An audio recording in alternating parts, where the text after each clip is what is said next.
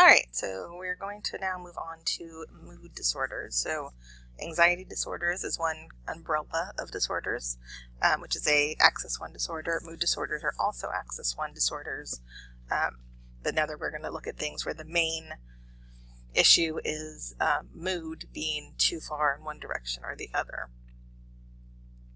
Alright, so with mood, what we're focusing on is affect, and affect is your emotional reaction. So in mood disorders, affect is affected in some way, either too much of a mood, too little of a mood, no mood at all. All right, so sometimes people have what's called flat affect, which means that they show no emotion, like their face doesn't register any emotion at all, happiness, sadness, anything. So that would be considered part of a mood disorder. So, like I said, mood disorders are when mood is severely disturbed in some way. Alright, so our most common of the mood disorders is major depression, and this is a severe depression where it comes on suddenly with no apparent external cause. So we can't say this is the thing that's causing me to be depressed. When there is a specific thing, then it's situational depression. You lose your job, a family member dies, you break up with somebody, you're going to be sad, right? You're going to have some depression associated with that. With a major depression, there isn't that thing that I can say this is what caused it. It's just that kind of pretty suddenly your mood just kind of lowers, and it feels kind of like a cloud has just kind of come over you, and everything just kind of feels wrong and slowed. So with bipolar disorder, we have depression, but we also have a mania associated with it. So depression's on one side of the mood scale, where everything's kind of depressed down, and mania is on the other side, where everything's kind of jacked upward. So with bipolar disorder, you're dealing with both.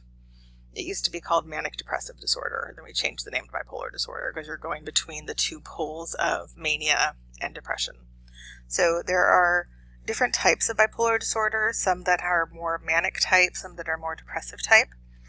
It is a pretty severe disorder. It does require medication in order to help you keep your mood in a stable place. And some people have really severe bipolar disorder, and they will cycle through their manic and depressive states multiple times a year. Some people may have a single cycle and never have it again. Some people every few years will have it. So there's a big range of differences with people that have bipolar disorder. So what a cycle with bipolar disorder looks like for the typical person with bipolar disorder is they are, quote unquote normal, having, just regular feelings, everything's fine. And then they swing into a manic phase. And when someone's manic and going through mania, it can show up as lots of different things, but it's an over-exaggeration of emotions. So they have a lot of energy a lot of the time, they don't sleep very much, they run around and can do some really not great stuff like, spend lots of money and buy a bunch of things, and, all of a sudden you wake up one morning and mom has, 5 puppies that she brought home, and you're just like, oh my god, look at all these puppies, but that's not average behavior for most people. Mania can also show up as aggression, as anger, and that way too, like an overabundance of those things. So it can show up in different ways. So that lasts for some period of time, and that kind of depends on your type of bipolar disorder. It could be a couple days, it could be a couple of weeks, and then you swing over into the depressive side of it at some point. So bipolar depression is pretty much the worst depression there is. It's really, really, really severe depression where you cannot pretty much get out of bed. You just are in a really, really bad, dark place. It's a very, very hardcore depression, what it looks like with bipolar depression. There's a show on, I think, HBO called, now my brain's gonna forget what it's called, and it's with the girl, and what's it called? It's with Zendaya is her name. I'll try and remember it. It'll come to me in like 5 minutes. But in the show, she has bipolar disorder. And in the last couple of episodes of the last season, they did a pretty good showing, actually, of what it looked like, of her going through her manic stage and then her really bad bipolar depression stage, to the point where she had to be hospitalized. So it's Euphoria. Ha! Didn't take me 10 minutes. That's the name, I think. So with that, what we find is when you get diagnosed with bipolar disorder, we always want to make sure that we give you the correct diagnosis and that you aren't diagnosed with depression, but you are diagnosed with bipolar disorder, because a incorrect diagnosis can be really bad. The problem is that most people don't think they need to see a doctor when they're in their manic phase, because they're happy and they're doing things and yay, and I'm going crazy. Also, bipolar disorder is likely to start kind of popping up in your late teens and early 20s. So friends and family members might think that you're on drugs or that there's something else wrong with you when you're in the manic phase, because it kind of looks like someone who's on a whole bunch of cocaine. But when you're in the depressive stage and you won't, leave your room or get out of bed or take a shower or go to work, that's when people are like, okay, no, this is a big problem. So when you go to see a doctor about a mood disorder, they are going to ask you, usually, if it's a doctor worth their medical degree, they're going to ask you about both depressive and manic symptoms. If we diagnose you with depression and you have bipolar depression and we give you antidepressants, it actually increases your likelihood of suicide. We don't treat bipolar depression with antidepressants to begin with, usually. We give you what's called mood stabilizing drugs, like lithium, because we don't just want to bring you up or down, we need to get you to the middle. Right? So mood stabilizing drugs get you so that you don't go too far in either direction on the poles of your bipolar disorder. And it usually requires a while before we can find the right kind of cocktail of medications for each person's specific bipolar disorder, because it is a very kind of chemically imbalanced disorder that we need to figure out what's the best way to kind of keep you at a nice level place. It does have a very strong genetic component. If either of your parents are bipolar, it puts you at a much higher likelihood of becoming bipolar. But you can also get it without anyone in your family having had it. But there is a very strong genetic component to it.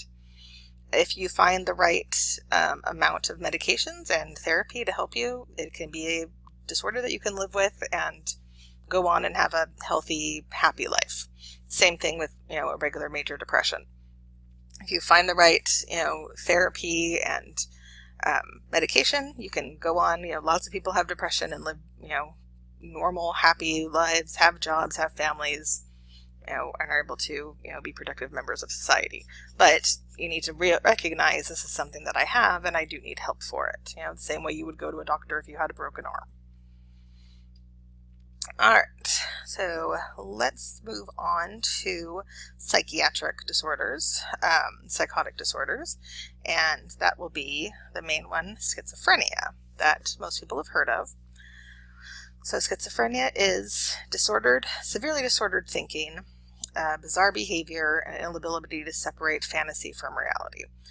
There are so many different types of schizophrenia that are, main definition of it is very broad, because schizophrenia can show up in a multitude of different ways, and we'll talk about kind of the main ones in a little bit here, but all of it falls under as a psychotic disorder, because you're in a state of psychosis where reality doesn't really exist the same for you, right? And you're not seeing, hearing, feeling, doing things that exist in the realm of the reality of everybody else.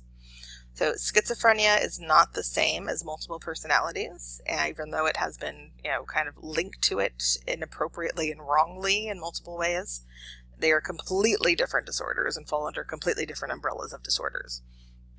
Schizophrenia is a psychotic disorder by itself that has many different kind of manifestations. It is one of the, if not oldest, psychiatric disorders ever. We have like, people have described people having schizophrenic symptoms since pretty much the earliest descriptions we have of anyone ever. So we know this has been around like forever. It is very genetically passed down. You can trace schizophrenia through multiple generations, back through family trees for hundreds and hundreds of years. Schizophrenia is, if your parents have it, you have a pretty high likelihood of getting it. If a sibling has it, you have a pretty high likelihood of getting it. It usually manifests itself for the first time around 18 to 23 years old. So right as you hit kind of graduating from high school, starting college, and going out on your own, that's when you're likely to have your first psychotic break if you do have schizophrenia. And you may not know it's happening because to you, it is your reality, but it's not actual real reality. So a lot of you who are in that age range right now are actually in kind of like the danger zone for schizophrenia. This is when it usually shows up in most people. There are extremely rare cases of children being schizophrenic, but it is extremely rare for a child to have it. This is a, mostly adult disorder. And it usually does not show up until late teens, early 20s. Every now and then it can show up in your 30s, but that's also more rare. Alright, so with schizophrenia we have two different types of symptoms. We have positive symptoms and negative symptoms. And what do we know about psychology is that positive doesn't mean good and negative doesn't mean bad. Positive means I'm adding something in, just like with positive reinforcement, and negative means something's being taken away, just like we did in negative reinforcement. So we're going to have positive symptoms where things are added, and we're going to have negative symptoms where we have less than or something that's gone from our psyche in a way. Alright, so we have a picture here of Russell Crowe for a reason. He has in a movie called A Beautiful Mind, which is probably, I would say, the only current movie that's ever been made that actually does a good job of showing someone with paranoid schizophrenia, like, correctly and well. And probably because it's based on a true story of a mathematician who started having schizophrenic symptoms when he went away to college. And he would see people that weren't there. He would believe things that weren't true. All the things that kind of happen. But he was, this brilliant mathematician who, was, also thought that he was being called by the government to, find Nazis and kinds of all this other stuff. Finally, the people around him realized that, these people that he would talk about to them didn't really exist, and these plans from the government that he would talk about weren't real. And he, got help, but the help for schizophrenia back in, the 1940s and 50s wasn't exactly the best. And the medication kind of made his brain not work as well as he wanted. And because he was so incredibly, he was a genius, he actually went off of his medication so he could continue to do his math. And that's not something that most people could do. So, inspiring story and amazing, and definitely worth a watch. It's a great movie. But most people can't be off their schizophrenia medications and be able to function normally in society. Most people do need to take their medication in order to do it. So don't let Russell Crowe fool you, I guess. But still a very good movie and a very good showing of what it looks like to have paranoid schizophrenia. Alright, so let's talk about the positive symptoms of schizophrenia, which are the ones that people are usually the most familiar with.